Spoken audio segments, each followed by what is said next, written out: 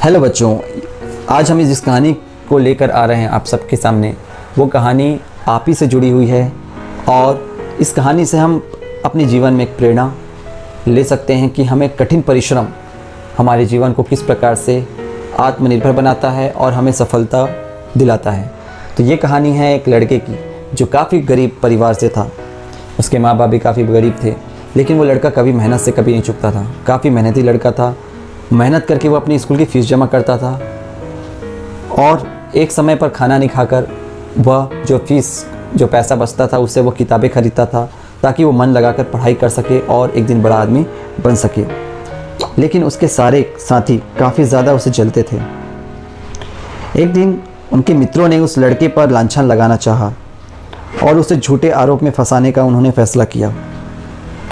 एक दिन स्कूल के प्राचार्य अपने कक्ष में बैठे हुए थे, तभी वे सब बच्चे उस लड़के की शिकायत लेकर वहां पहुंचे और प्राचार्य जी से बोले, यह लड़का रोज़ कहीं से पैसे चुराता है और चुराए हुए पैसे से अपने स्कूल की फ़ीस जमा करता है। प्राचार्य जी, आप इसका जांच कीजिए। प्राचार्य ने उस लड़के की ओर देखा और पूछा, क्या ये सब जो बच्चे बोल रहे हैं क्या वो सच है बेटे? लड़का बोला, प्राचार्य महोदय, मैं बहुत ही निर्धन हूँ, बहुत ही गरीब हूँ। एक गरीब हूँ, लेकिन मैंने आज तक कभी भी चोरी नहीं की। जो भी मैंने कमाया है मेहनत से कमाया है। प्राचार्य ने उस लड़के की बात सुनी और जाने के लिए कह दिया।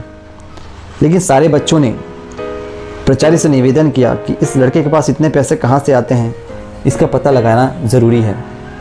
तो प्राचार्य ने जांच करने के लिए एक कमेटी गठित की और जांच करने पर पाया गया कि वह लड़का स्कूल के खाली समय में एक माली के यहाँ सिंचाई का काम करने जाता है और वहाँ से उसे कुछ पैसे मिल जाते हैं और उस पैसे से वह स्कूल की फ़ीस जमा करता है। अगले दिन ही प्राचार्य ने उस लड़के को अन्य सभी बच्चों को अपने कक्ष में बुलाया और उस लड़के की तरफ देखकर उन्होंने प्यार से पूछा, बेटा तुम इतने निर्धन हो, अपने स्कूल की फ़ीस माफ़ क्यों नहीं करा लेते?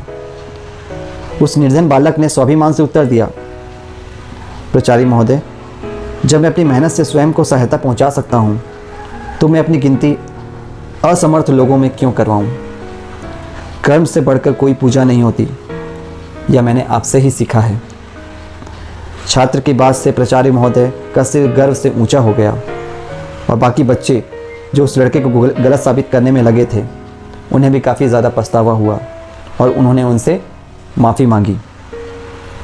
मेहनत करके अपने दम पर कमाने में विश्वास रखने वाला वह निर्धन बालक कोई और नहीं, सदानंद चट्टोपाध्याय था, जो बड़ा होने पर ठीक 20 वर्ष बाद इन्हें बंगाल के शिक्षा संगठन के डायरेक्टर का पद सौंपा गया। सोचिए, एक ऐसा लड़का जो काफ़ी निर्धन, लेकिन मेहनत से उसने वो मुकाम पाया जिस मुकाम तक पहुंचने के लिए हर कोई सपना देखता है। उन्होंने एक बहुत ही अच्छी बात हम सबको सिखाई कि मेहनत और सच्चाई पर हमेशा विश्वास करना चाहिए, जो आपको आपकी मंजिल तक पहुंचाने में हमेशा मदद करेंगी। अपने मेहनत पर विश्वास रखना ही आपको सफलता दिला सकती है।